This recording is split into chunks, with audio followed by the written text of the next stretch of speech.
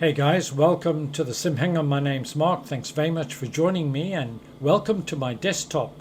As you can see, I've got the Flight Velocity under desk mount flight deck, a unit that I'm slowly but surely falling in love with. Very, very nice for having your instruments directly in front of you. But in this video, really what we're focusing on is a follow-up to a previous video on Flightsim Builders' new G1000 TNXi and the versatility and the different types of Garmin units that it can display, as well as steam gauges and so on. Today we're in FS Reborn's lovely Sting S4, and if we jump in the cockpit, although this aircraft is by classification an ultralight, it carries some pretty heavyweight navigational units on board. We have Garmin's G3X, and we also have the GTN 750. The GTN 750 that I'm using today is the payware version from TDS. Very, very nice indeed. Again, I covered them in a previous video, so I'll leave links to those videos in the notes below if you want to know more about the Flight Velocity UDM flight deck or the actual panels themselves. But the purpose of today's video is very simply just to demonstrate the versatility that we have with these panels and how much it can increase the sense of immersion and realism by using a touch panel. Of course, the G3X and the GTN 750 in the real world are by their very nature are touch devices. So let's get started, and the first thing I'm going to do is bring up my pop-out panel manager and start the pop-out. There we go. Bringing out the G3X here, and on this panel here on the right hand side it's going to bring out the GTN 750. We're finished with that. I provided a link to that on my initial review video of the G1000 TNXi. Remembers where you've placed your panels and the sizes and what have you, and it makes them full screen if you want to, which I've got here for the G3X but not for the GTN 750 because it stretches the aspect ratio and makes things difficult to read. Now, I don't know how much you know about the G3X or the GTN 750, and this is in no way, shape or form a tutorial, but what I wanted to do was just show you the interactivity with the touch panels, but more importantly, or equally importantly, between the G3X and the GTN 750. Obviously, to support this combination, the aircraft would have to have that in the first place. So, for example, you can see here we've got manifold pressure, RPM, temperatures, exhaust gas temperatures, all the rest, etc. If I press there, just touched it with my finger, up comes far more detailed information, which I can then examine and have a look at. I can also look at fuel calculations and anything else that I would want to. Touch it again, it takes it away. If I touch up here, as I move from panel to panel, the G3X doesn't have all these buttons and what have you. In fact, only has really a menu button, a direct to button, and the two rotary dials bottom left and right. And these are active and auto configured within these panels from Flightsim Builder. So I can just simply change. This is satellite strength information, traffic information, flight plan, waypoints, charts, map, and so on. I can interact with that map just by moving my finger. I can zoom in, but also because this has now changed to zoom, I can now zoom in and out using that and can recenter back. There's many aspects of this. There's very little that you can't configure. You've got en route charts, you've got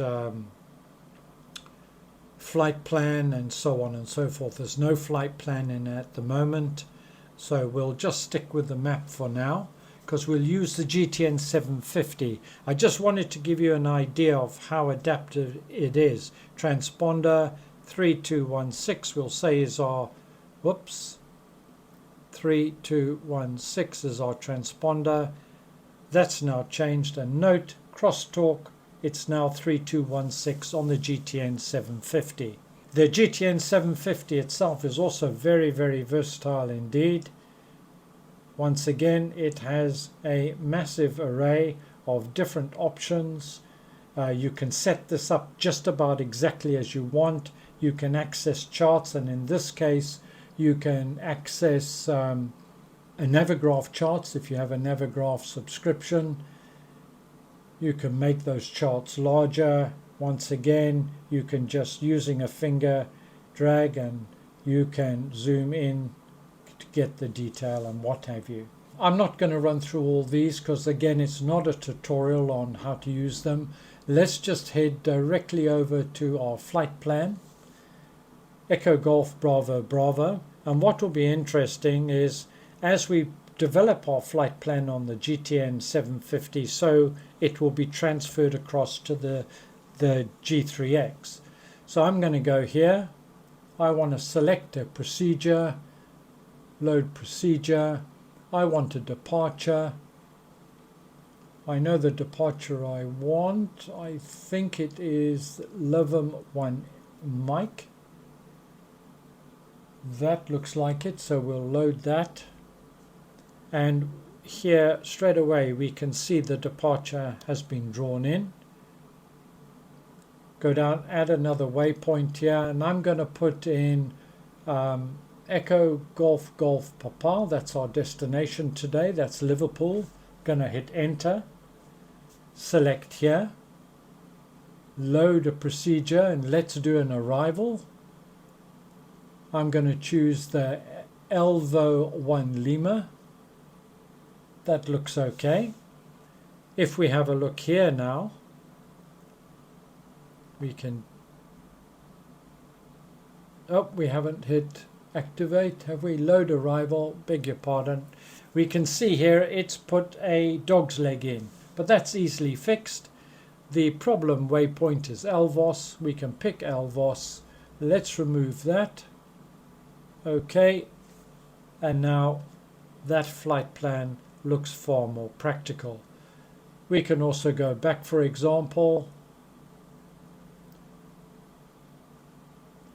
and let's load another procedure, and this time we want to do an approach, and let's say we want to go into ILS 09 by vectors. Yep, we're happy with that for now. We'll load. Okay, and if we have a look here, we can see the ILS approach runway 09 has been loaded in. It's vectors, so we can deal with that. Once we get to the waypoint Kegun, we can then just swing round directly to Charlie Foxtrot 09 and so on. So there's some idea of the amount of flexibility that you've got. In fact, what we'll do here is we'll go to charts, make that full screen. And the beauty, of course, of using Navigraph charts is that you do get a moving map with your aircraft moving on that. So we can leave that there for now. There's many other different things we can do. We can just touch and put in a new COM channel, put in a nav channel, and so on. So we have a VOR that is pretty close to us, which is 113.65. So let us put in that. Let's swap that. And what I'm going to do is activate my audio panel to nav1, and when it picks that up we should hear the beep. I'm not sure if you'll hear it, but I should be able to hear it, and it will alert me that it's picking up that VOR, etc. Okay, so all of that is set. We just want to just go back to the map, set our CDI to GPS.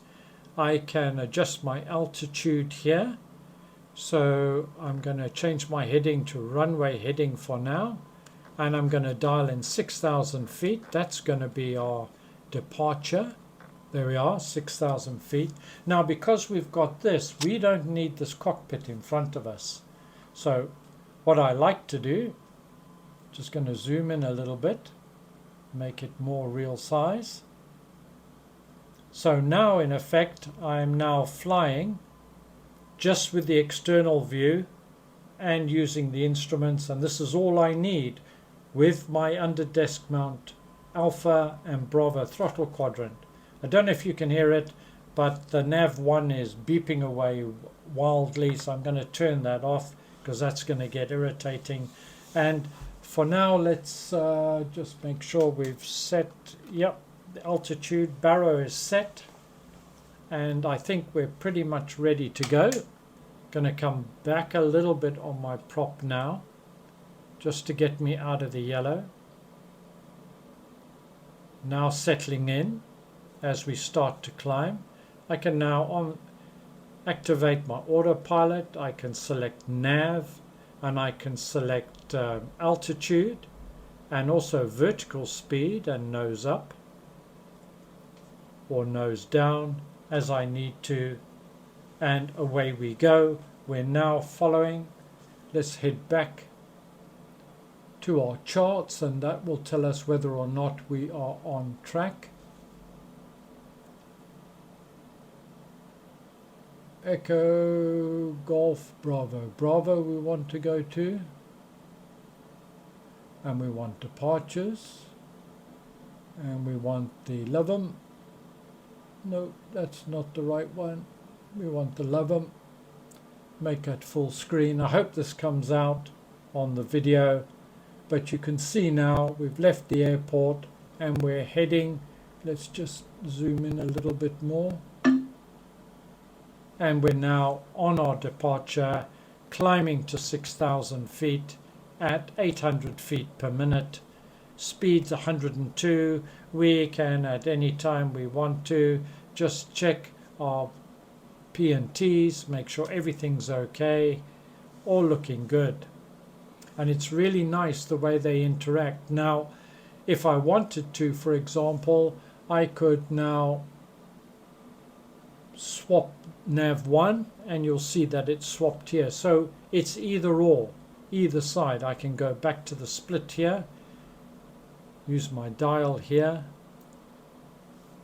If I press the menu key, a whole lot of other options and setup options come into play. We're now banking to the right as we're following our departure. And I don't need to look in the cockpit anymore. I can control absolutely everything with the switches on the Alpha for my lights and what have you. I can fly this in a IFR, in a true IFR situation, no problems at all. And what a fantastic thing it is, and it is very, very immersive indeed. So we're now climbing away on our departure. We're not that far from Lovem at the moment, and we're going to be following our flight plan. But let's say, for example, that we were given a direct to Kegan immediately. So that's not a problem either. So let's just get rid of that message. What I can do now is I can simply choose my direct to. I can type it in, or I can go directly to my flight plan, choose that one, select navigate, and you can see now we will turn and head directly to that waypoint. Well, I'm going to continue the climb to 6,000, and I'll see you as we get closer for the ILS approach. Welcome back. We are soon to start our approach to Liverpool. We're just coming up on Keegan, and so we can go back now. Interestingly, it's brought out the ILS approach using Navigraph, very nice feature, as an overlay. So let's go to our flight plan. and what we'll want to do is go directly to Charlie Foxtrot 09, which is the first waypoint on the ILS. So let's do that. So we'll go direct to flight plan, Charlie Foxtrot, yep, that's it, and activate. And now you can see that we are turning. We're continuing our descent. Our approach altitude is 2,500 feet by Charlie Foxtrot. And we're nearly there already. Speed's okay, everything else is looking good. ILS is 111.75, so we can go to nav 111.75, but it's auto-tuned that, which is interesting. So that's now active. And if we come out of here, we can change this back to course. And the course that we want is about 86 degrees, so we can dial that in. That should be the course there, and we're pretty much good to go. We've got 4.6 nautical miles to go before we're going to turn on our approach. All looking good there, and there we go. We're now turning on to final. Localizer's been captured. It'll hold at 2,500. We can see the altitude bar coming down. Once it drops below the central position, so we'll start our descent, and at that point we'll have to just pay attention to our airspeed. We're starting to get lined up, as we can see here. Liverpool, here we come. Well, I hope that's enough, everybody, just to show you the interactivity and the pleasure and how nice it is to use. We've now started our descent, just need to watch my airspeed here, come back a little bit on the throttle as we prepare to land. And we've got John Lennon Airport directly ahead of us there, Liverpool, and we're preparing for our final approach. But I hope this has given you a feel of the interactivity, the sense of realism that you have, and the amount of control that you have using something like the G1000 TNXi. And it just amazes me how fast and how far peripherals for flight simulation are coming and have developed.